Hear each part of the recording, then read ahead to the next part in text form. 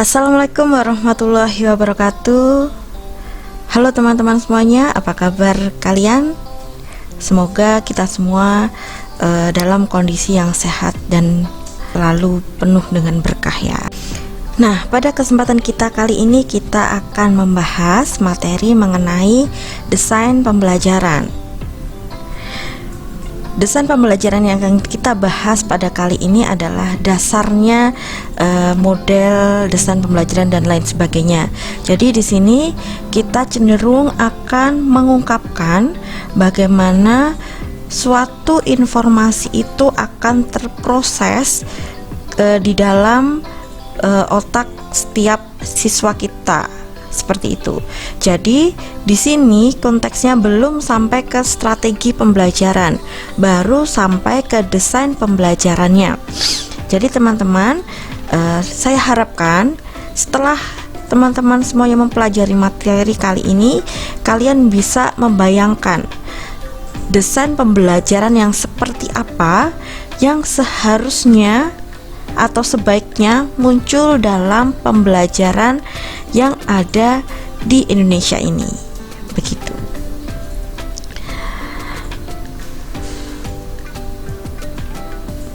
Nah, kita mulai dari seseorang yang ekspor atau salah satu tujuan kita dalam melakukan pendidikan atau melakukan pembelajaran itu adalah membentuk seseorang yang ekspor di bidangnya. Setidaknya sebelum sampai ke titik ekspor, kita membentuk seseorang atau siswa kita itu sampai ke tahap mengetahui atau memahami, ya minimal segitulah. Kita sudah mempelajari yang namanya taksonomi Bloom.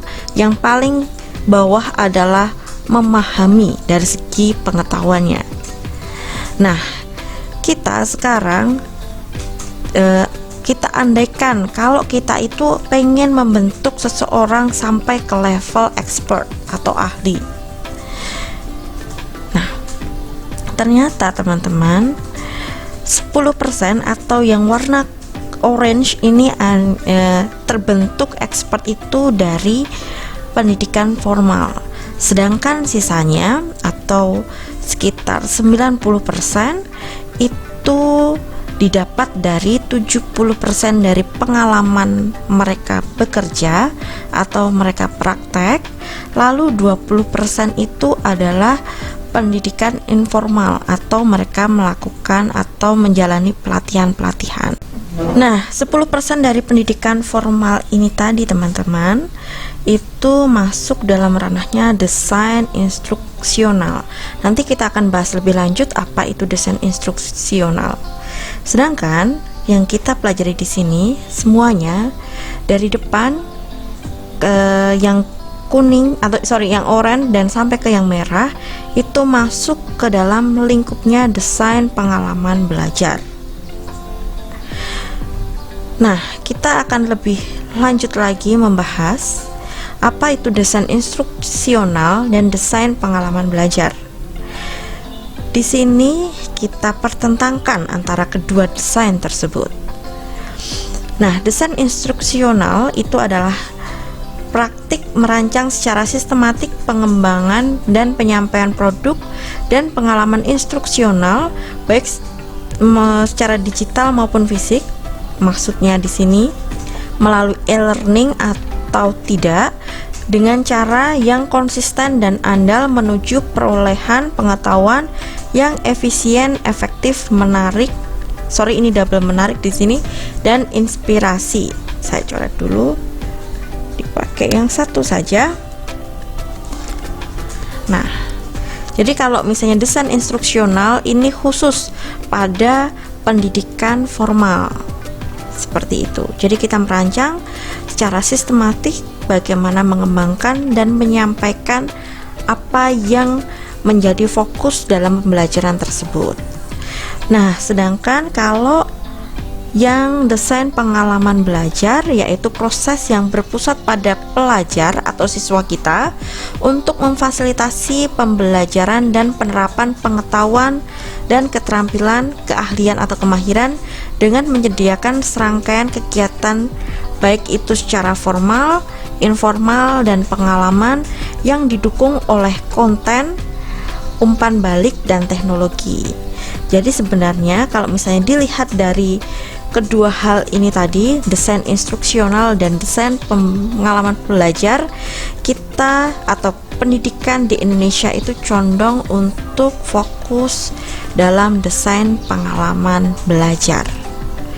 Tapi yang menjadi tanda tanya di sini,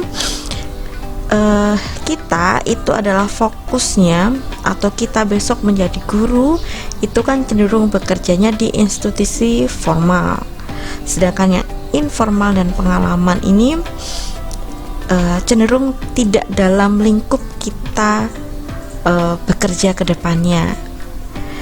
Makanya ini menjadi suatu dilematik kalau misalnya kita itu mendesain suatu pembelajaran itu hanya ketika kita di dalam ruangan kelas. Tapi kalau misalnya kita mau sampai ke tahap expert yang sudah kita bahas itu tadi, sehingga kita tidak hanya mempelajari 10% tahapan menjadi expert, tapi mengupayakan 100% tahapan menjadi expert, maka kita pun juga harus mendesain not only ketika kita pada jam formal, tetapi juga sampai ke informal dan pengalaman. Nah, untuk lebih jelasnya lagi teman-teman, kita coba lihat dari segi aktivitas perbedaan antara kedua desain tersebut. Dari desain instruksional itu cenderung ke pembelajaran, jadi kegiatan yang di dalam ruangan, sehingga ya hanya sharing knowledge gitu. Sedangkan ketika kita membahas desain pengalaman belajar, yang di sini adalah bagaimana kita mendesain seseorang itu memiliki pengalaman dalam belajar. Jadi perbedaannya, kalau instruksional just only sharing knowledge, sedangkan di desain pengalaman belajar itu bagaimana caranya kita memberikan pengalaman belajar untuk siswa. Nah, selanjutnya adalah ketika kita membahas desain instruksional, kita fokusnya hanya berpusat pada kontennya, materi apa saja yang harus kita sampaikan, seperti itu. Sedangkan ketika kita membahas desain pengalaman belajar, kita berpusat pada pemakaiannya. Teori ini itu digunakan untuk apa sih? Seperti itu teman-teman. Nah, selanjutnya kalau desain instruksional itu just only di pendidikan formal, sedangkan desain pengalaman belajar itu not only in the formal tapi juga informal, seperti itu. Dan ketika fokusnya, kalau desain instruksional itu fokus hanya pada pengetahuan, tapi kalau desain pengalaman belajar itu juga pada prakteknya digunakan seperti apa. Jadi dari sini sudah kita bisa membedakan keduanya. Kalau instruksional itu hanya sharing of knowledge, misalnya kita ikut webinar atau dan lain sebagainya. Tapi kalau di Indonesia itu pembelajarannya cenderung ke desain pengalaman belajar, yaitu not only sharing knowledge, tapi juga di situ ada keterampilan dan sikap juga. Nah, kalau dalam desain pembelajaran yang akan kita tuju, itu berarti tidak hanya sebatas kognitif saja, tapi ada beberapa unsur yang lainnya. Misalnya ini adalah desain pengalaman belajar. Di sini yang pertama adalah ilmu kognitif, pengetahuannya seperti apa.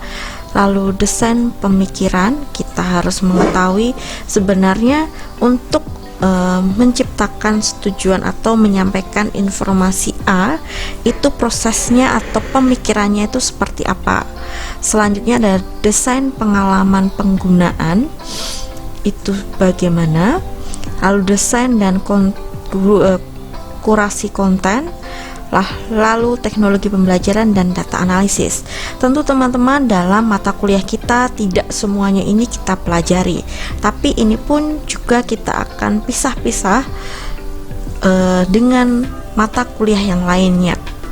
Nah, kalau ilmu kognitif itu mungkin akan kalian pelajari juga pada mata kuliah pendukung kalian atau ilmu-ilmu murni dari ekonomi, misalnya ekonomi mikro, makro, dan lain sebagainya.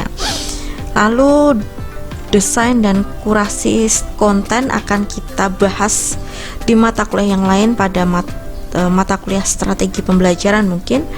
Lalu teknologi pembelajaran akan kita bahas juga, atau kalian akan ketemu dalam teknologi dan informasi pembelajaran TIK.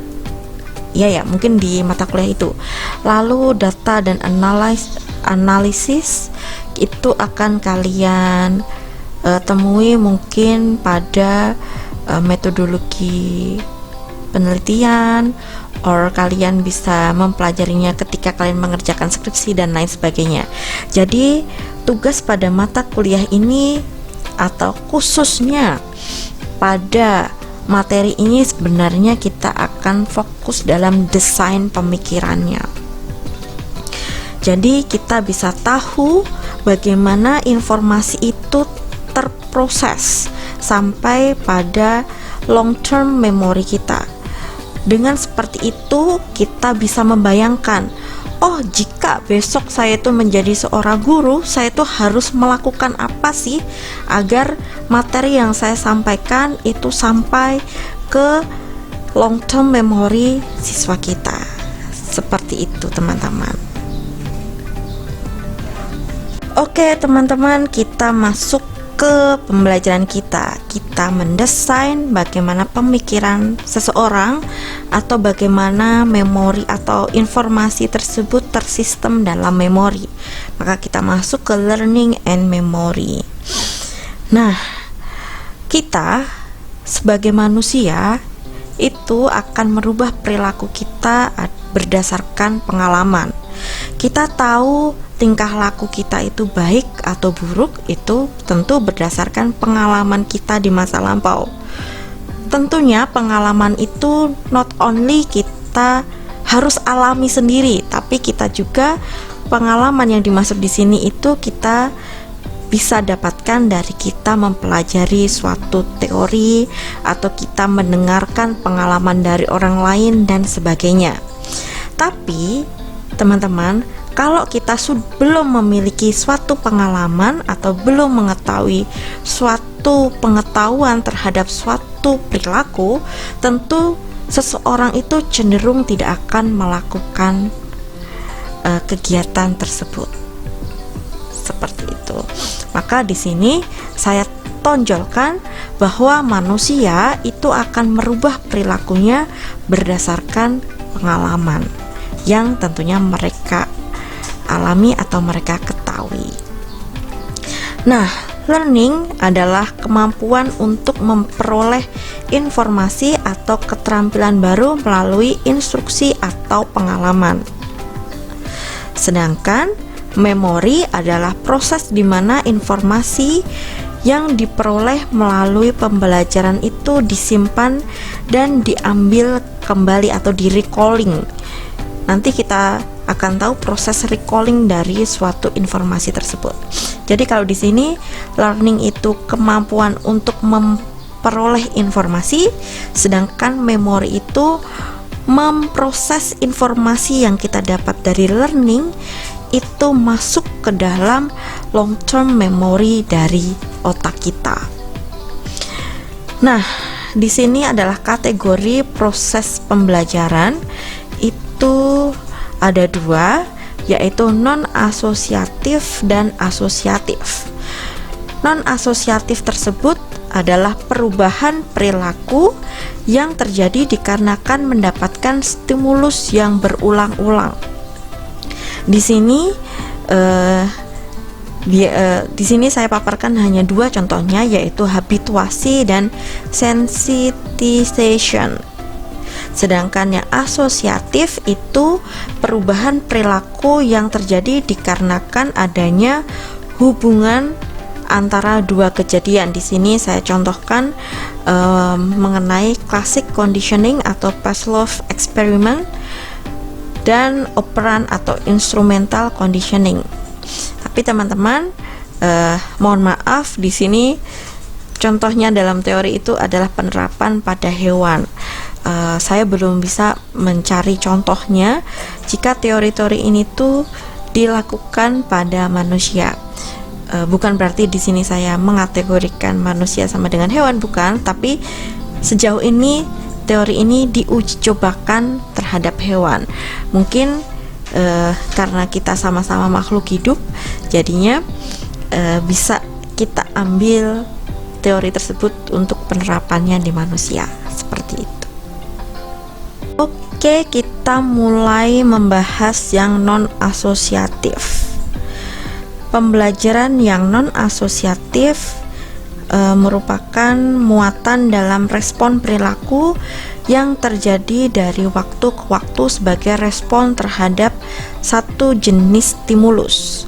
Kita misalkan di sini yang pertama adalah habituasi, yaitu ketika seseorang belajar untuk mengabaikan stimulus yang kurang memiliki makna.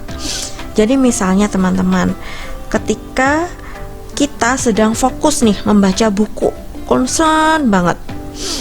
Nah, ketika kita itu ada klakson, tiba-tiba ada mobil, rumah kita deket jalan dan kita sedang membaca, terus ada mobil kencang klakson, tat gitu.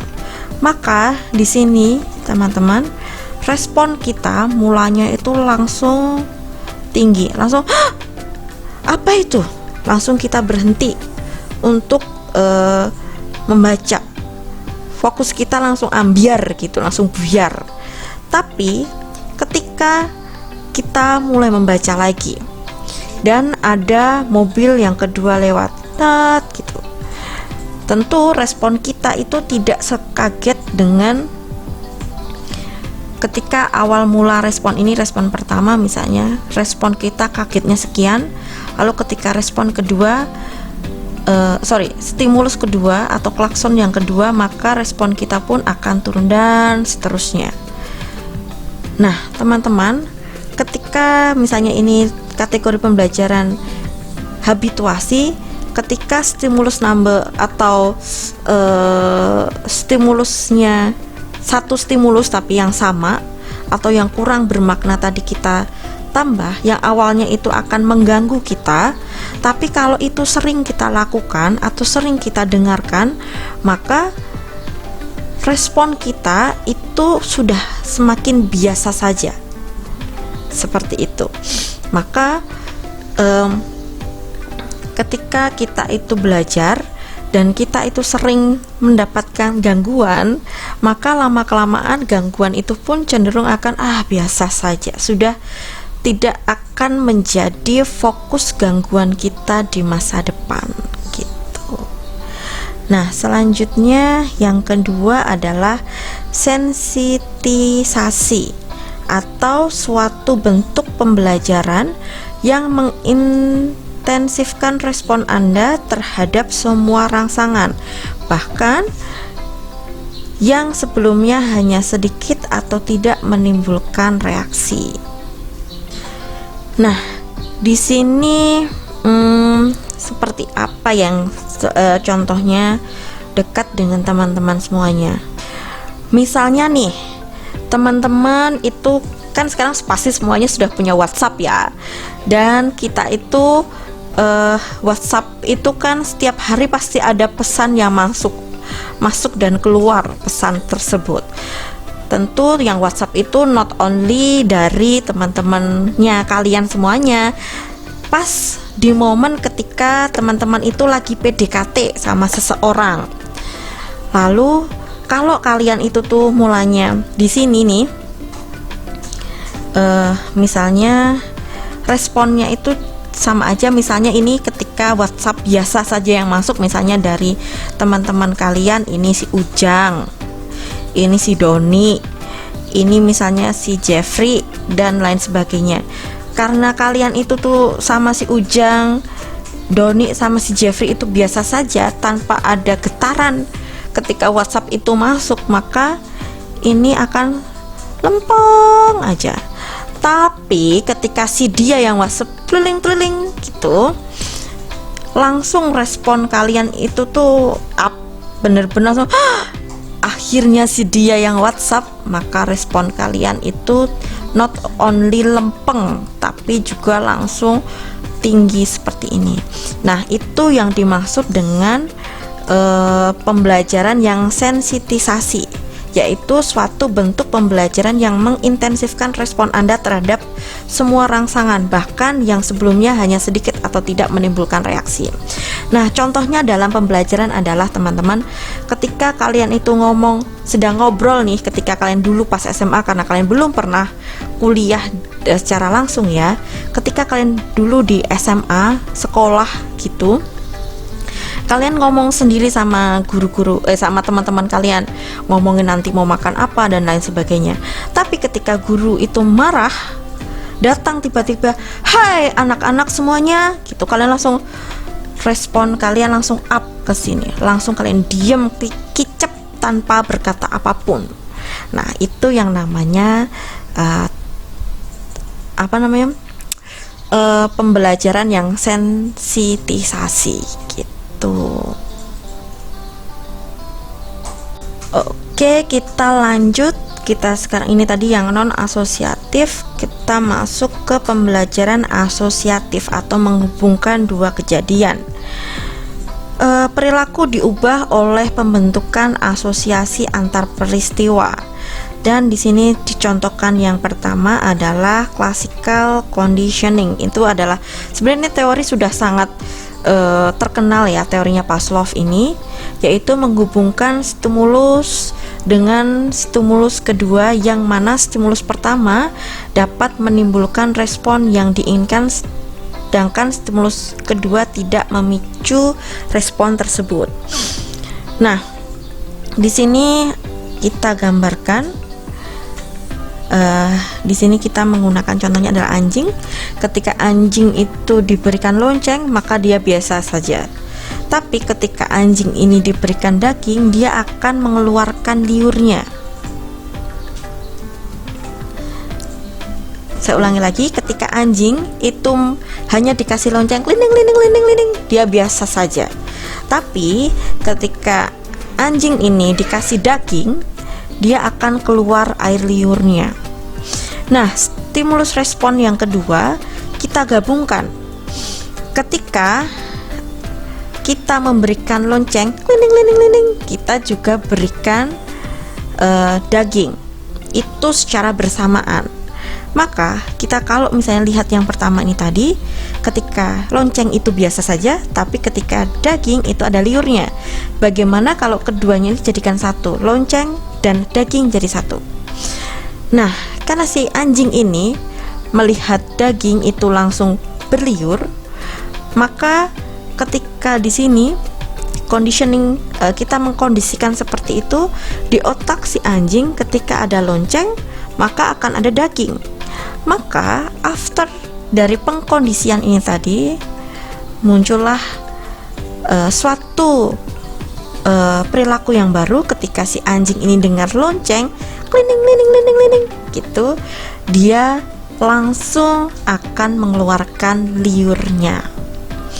Nah, ini yang namanya pembelajaran asosiasi atau memberikan pengalaman dari segi classical conditioning. Seperti itu. Atau kalau misalnya dari kita masuk ke contoh pembelajaran, ketika siswa itu misalnya hanya diminta untuk bertanya atau berperan aktif dalam pembelajaran, siswa itu cenderung tidak akan bereaksi. Tapi ketika siswa itu diberi nanti dikasih poin, kan mereka suka ya, kasih nilai tambah gitu. Dan ketika bertanya dan poin itu dijadikan satu, maka muncul suatu pengkondisian baru. Ketika bertanya maka akan dapat poin gitu. Sehingga ketika after pengkondisian itu berarti siapa yang mau bertanya, siswa langsung ngacung atau saya akan, karena tujuannya ketika kalian bertanya adalah kalian akan mendapatkan poin. Nah, itu adalah contoh nyata dalam pembelajarannya. Lalu yang kedua adalah operant instrumental conditioning, atau seseorang individu belajar untuk menghubungkan suatu respon, yaitu tindakan motorik, dengan stimulus yang memiliki makna, biasanya hadiah atau hukuman. Subjek belajar bahwa suatu perilaku akan terjadi dengan suatu konsekuensi. Nah, kalau di sini misalnya kalian itu mendapatkan nilai baik, atau misalnya kalian itu tuh skor ujiannya itu baik, atau kalian berperilaku baik gitu, maka teman-teman akan mendapatkan poin keaktifan atau poin yang akan lebih gitu. Kebalikannya, jika kalian itu tidak atau sedang melakukan kesalahan, tentu kalian akan mendapatkan punishment atau hukuman. Maka teori operan ini erat kaitannya dengan makna motivasi yang terkandung dalam diri seseorang. Nah, teman-teman, kalau besok kalian itu cenderung mau menyusun skripsi yang berkaitan dengan motivasi belajar, so kalian bisa menggunakan teori operan atau instrumental conditioning. Nah, teman-teman, kedua teori ini masuk ke dalam asosiatif karena menghubungkan dua kejadian atau dua peristiwa. Nah, kita masuk ke bagaimana mekanisme yang bekerja bersama menciptakan perubahan pada kemampuan kognitif. Nah, tadi kan kita sudah mendapatkan informasi atau mendapatkan bagaimana pengalaman belajar itu tuh masuk ke relung hati teman-teman semuanya atau dalam bawah sadar teman-teman semuanya. Nah, sekarang kita pelajari mekanismenya.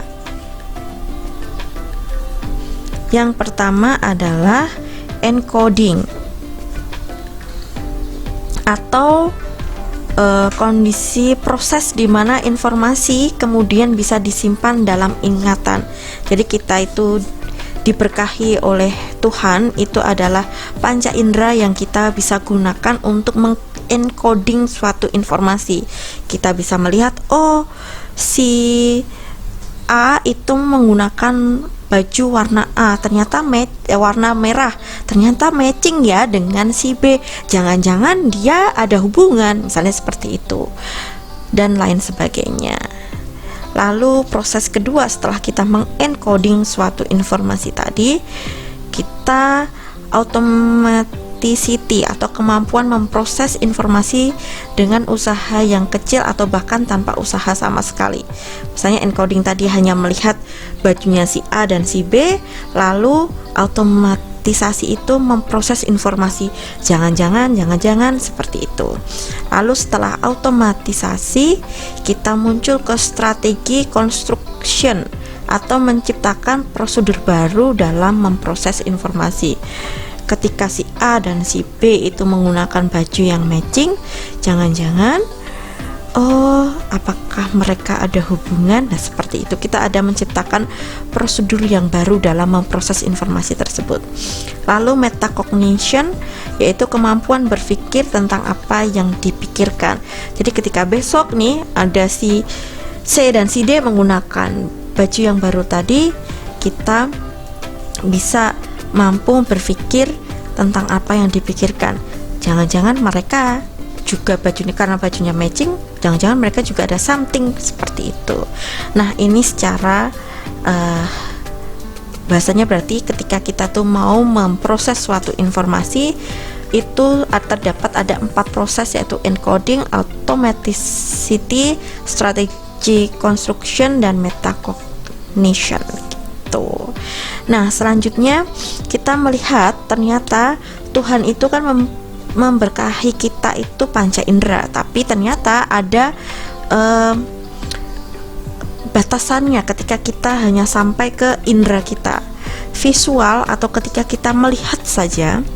Ketika informasi itu hanya kita lihat, itu hanya bertahan dalam sensori kita itu hanya setengah detik, misalnya maklibet gitu. Oh, itu cuma setengah detik saja kita bisa memahami itu. Auroral atau kita itu mengucapkan itu hanya sebatas 3 second atau 3 detik saja. Sedangkan tactile atau haptic waktu kita tuh menyentuh mempraktekkan itu lumayan ada peningkatan, yaitu sebanyak 10 second atau 10 detik. Jadi teman-teman, kalau informasi itu hanya kalian lihat tanpa kalian aural itu tuh ucapkan dan dengarkan ya, itu ternyata kalian itu hanya setengah detik saja. Tapi ketika informasi itu kalian dengarkan dan kalian ucapkan, maka akan ada 3 second akan bertambah. Tapi ketika kalian sudah menyentuh informasi itu atau kalian mempraktekkan itu sendiri, maka tentu sensory input kalian pun akan bertambah. So teman-teman, silahkan ketika kalian itu pengen mengingat suatu informasi, berarti tidak hanya kalian lihat buku itu akan kalian pahami tentu ketika kalian tidak melihat suatu buku, tapi tentu kalian ucapkan komat kamit sambil membaca tentunya di situ. Lalu kalian juga mengelus buku itu, atau misalnya kalian itu mempraktekkan apa yang ada di buku itu. Tentu kalian itu akan lebih mengingat informasi-informasi yang terkandung dalam buku. Nah, selanjutnya teman-teman, ini adalah bagian pemrosesan informasi yang ada di otak kita. Itu tadi yang sensory input yang sudah kita bahas tadi. Letaknya di sini. Setelah sensory input itu diambil atau didapat, itu akan masuk ke sensory memory. Dari sensory memory ini, kalau misalnya itu tidak bermakna teman-teman, yang kalian anggap itu tidak penting informasi itu, maka akan loss, akan bye-bye, akan hilang memori itu. Kalau misalnya kalian anggap penting, jadi sebenarnya sensening atau yang membuat informasi itu masuk atau tidak, kalian ingat atau tidak, itu berdasarkan kalian sendiri yang memproses. Kalau kalian anggap suatu informasi itu penting, tentu tidak akan loss di sini. Maka informasi itu akan terus berproses dari sensory memory, akan yang kalian anggap penting tadi akan masuk ke dalam short term memory, memori jangka pendek, atau kalau biasanya ada beberapa juga yang menyebutnya adalah working memory. Memori yang berjalan yang kalian gunakan untuk berpikir itu ya ini short term memory.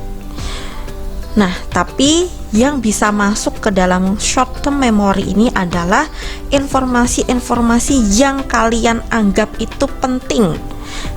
Berarti kalau kalian sering lupa atau kalian itu cenderung lupa akan materi apa itu teman-teman, berarti kalian itu cenderung tidak menganggap atau belum menganggap itu tuh penting. Nah, dari sini, dari short term memory itu pun apakah semuanya juga akan masuk ke long term? Tentu tidak teman-teman. Yang kalian anggap penting lagi itu yang akan masuk ke dalam long term. Tapi ketika kalian akan mengulang-ulang informasi itu tadi atau maintenance rehearsal, itu kalian akan encoding masuk ke dalam long term. Tapi bagi informasi-informasi yang kalian anggap itu tidak penting, maka akan loss juga. Nah, dari short term memory yang di encoding akan diproses lagi ke long term memory. Jika kalian mengulang-ulang materi itu tadi pun, dari long term memory itu akan balik lagi, atau ketika kalian mengundang atau recalling memori-memori, itu akan retrieval atau kembali ke working memory, short term memory gitu. Jadi teman-teman, sebenarnya kalian itu mengingat atau tidak suatu materi pembelajaran itu tuh cenderung dari kitanya sendiri. Kita menganggap penting atau tidak informasi atau materi tersebut. Kalau kita anggap penting, ya otak kita tuh akan memproses lebih dalam lagi, sehingga kita tuh cenderung akan gampang mengingat suatu teori. Dan teman-teman, Bu, tapi ada suatu gejala atau misalnya suatu tindakan kita tuh sebenarnya paham, tapi kita tuh kadang lupa teorinya itu tuh apa. Nah, itu adalah kondisi yang ada di sini. Kita memahami suatu informasi itu adanya di working memory, memori yang kerja. Tapi kita biasanya itu susah, atau karena untuk masukkan memori ke sini itu cukup butuh effort yang tinggi ya teman-teman, karena kita harus benar-benar mengulang informasi apa yang ada di short term. Tapi memori yang di long term itu cenderung lebih banyak kapasitasnya daripada di short term. Jadi kalau sudah masuk ke sini biasanya akan kita ingat terus, sehingga ketika kita butuh kita tinggal recalling saja. Nah teman-teman, mungkin bahkan pemrosesan informasi ini akan lebih didalami lagi di mata kuliah yang lainnya seperti ilmu pendidikan or etc. Saya tidak memahami mata kuliah yang lainnya, tapi ya seperti ini. Jadi saya bisa pesankan ke teman-teman semuanya, jika teman-teman itu pengen mendalami or teman-teman itu pengen ingat terus suatu informasi atau materi kuliah, silakan kalian tuh ulangi sehingga kalian itu bisa sampai ke long term memory seperti itu. Dan dalam long term memory pun beberapa informasi kemungkinan juga akan hilang di waktu yang akan datang gitu. Semakin kita tua tentu long term memory itu akan semakin sedikit kapasitasnya, maka ada beberapa memori itu yang akan loss. Dan biasanya semakin sepuh itu kan kita semakin pikun. Nah itu long term memory yang akan semakin mengecil kapasitasnya. Nah dari sini kita akan mempelajari lebih dalam lagi apa itu short term memory dan long term.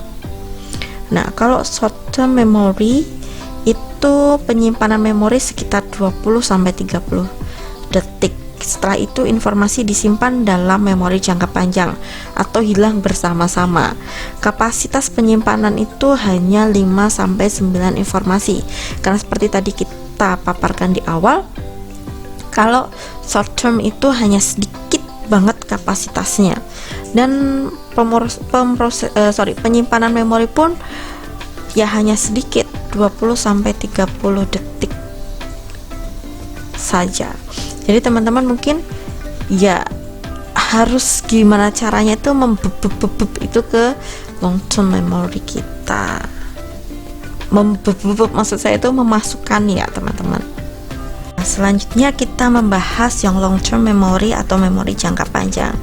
Dalam long term memory itu terdapat dua hal, yaitu yang implisit dan eksplisit. Eksplisit itu yang deklaratif dan implisit itu yang non deklaratif. Yang eksplisit itu biasanya pengetahuan atau informasi-informasi yang kita atau pengetahuan yang kita pelajari teman-teman. Kalau episodik itu yang event, misalnya suatu kejadian. Dulu ketika masa kecil saya itu kejadiannya gimana ya? Saya dilatih naik sepeda oleh ayah saya gitu. Nah, sedangkan sematik atau faktanya, saat itu faktanya saya menggunakan baju warna pink misalnya. Jadi kalau episodik itu event, kegiatannya saat itu seperti apa. Sedangkan fakta atau sematik itu adalah fakta, saat itu aku tuh menggunakan baju apa misalnya. Nah, sedangkan kalau yang implisit atau non deklaratif itu adalah skills. Misalnya di long term memory, karena itu sudah mendarah daging, kalian itu memiliki keterampilan untuk menganalisis pasar yang ada di Indonesia misalnya. Jadi ketika ada headline berita, dan skill itu kan nggak bisa kalian tidak bisa dideklarasikan ya. Misalnya kalian itu punya skill apa, itu kan kalian praktekkan, bukan kalian ucapkan. Makanya di sini adalah non deklaratif. Dan saya ulangi lagi tadi, karena ini adalah di long term memory dan kalian itu punya skill untuk menganalisis pasar-pasar yang ada di Indonesia misalnya. Ketika ada sebuah headline berita yang menyatakan bahan bakar atau bensin di Indonesia itu akan mengalami peningkatan yang sangat tajam. Nah, skill analisis kalian langsung, sinyalnya langsung muncul, maka kalian itu langsung, oh berarti sebelum besok diumumkan naik tuh BBM, maka aku hari ini harus misalnya beli beberapa liter bensin, dan aku harus beli simpanan makanan, karena besok kan ketika bensin itu naik maka beberapa harga itu juga cenderung akan naik dan sebagainya. Nah, itu adalah kondisi di long term memory kita yang bisa kita recalling kapanpun saja. Nah, memori jangka panjang ini memiliki durasi penyimpanan yang relatif lebih panjang dan permanen daripada yang short term memory tadi, dan kapasitas penyimpanannya pun cenderung sangat besar. Bisa dikatakan itu sebenarnya tidak ada batasannya. Yang penting teman-teman, kalian itu seperti saran saya tadi di depan, kalian tuh menganggap informasi itu penting atau tidak. Pertama itu langkahnya. Kedua, kita tuh mengulang-ulang lagi, lama-lama informasi itu akan masuk ke dalam long term memory kita. Nah, maka kita bisa simpulkan di sini teman-teman semuanya, setelah kita tadi mempelajari bab-bab yang di awal, gimana informasi itu diproses, bagaimana menciptakan pengalaman belajar ke siswa sehingga siswa itu bisa di recalling dengan conditioning yang lain dan lain sebagainya, maka kita bisa membayangkan gimana sih kalau kita tuh menjadi seorang expert. Langkahnya tentu yang pertama adalah mengenali fitur dan pola yang bermakna. Kita bisa menselektif dengan bijak dan baik mana yang sebenarnya informasi yang kita anggap bermakna dan yang tidak. Jangan-jangan yang nggak penting itu malah kita anggap bermakna, sedangkan yang penting kita anggap tidak bermakna, sehingga yang masuk di kotak kita itu cenderung salah teman-teman. Gosip artis kita anggap penting, itu yang akan menempel di otak kita, sedangkan materi kuliah yang sebenarnya penting malah kita tidak nempel di otak. Nah, makanya langkah pertama kita harus mengenali dulu fitur dan pola yang bermakna. Yang selanjutnya adalah mengumpulkan lebih banyak pengetahuan dan mengorganisir pengetahuan sehingga lengkap berkaitan dengan satu topik yang dikuasai. Nah, yang namanya expert tentu tidak bisa semuanya itu kita kuasai, maka kita kumpulkan informasi yang banyak mengenai topik yang akan kita kuasai tadi untuk belajar. Langkah selanjutnya adalah memanggil informasi yang dibutuhkan dengan sedikit usaha. Misalnya kita mengulangi materi yang pengen kita kuasai tadi. Selanjutnya adalah beradaptasi dengan dan menggunakan pendekatan baru untuk situasi yang baru ditemui, biar semakin banyak pengalaman belajar kita. Dan yang terakhir adalah menggunakan strategi yang efektif. Jadi kita ketika belajar kita konsen dan lain sebagainya. Nah, teman-teman, ini ada sedikit yang bisa kita gunakan berdasarkan apa yang sudah kita pelajari tadi. Berarti kita bisa simpulkan sebenarnya kita itu dalam hidup itu use it or lose it.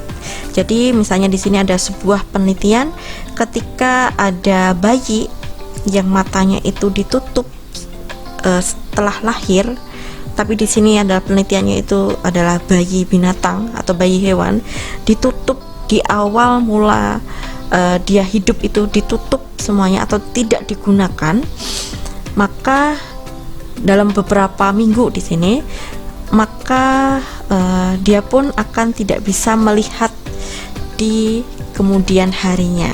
Padahal bukan berarti mata itu tuh sakit, tapi hanya saja tidak digunakan. Maka di sini kita bisa simpulkan organ yang ada di diri kita itu kalau kita tidak gunakan dengan maksimal, maka kita pun akan lost it, kita akan kehilangan kemampuan kita atau kecakapan kita. Sama juga di kehidupan kita, teman-teman. Jika kita itu tidak cenderung memanfaatkan waktu dengan baik sekarang, karena adalah salah satu yang tidak bisa kembali di kehidupan kita adalah waktu, maka ketika kita tidak memaksimalkan waktu saat ini untuk kegiatan yang positif, yang baik-baik tentunya, kita pun akan lost it, kehilangan waktu tersebut. Nah, terima kasih teman-teman sudah mendengarkan atau mempelajari materi kita kali ini. Semoga apa yang kita pelajari itu akan membawa keberkahan bagi kehidupan kita selanjutnya. Thank you for today. Wassalamualaikum warahmatullahi wabarakatuh.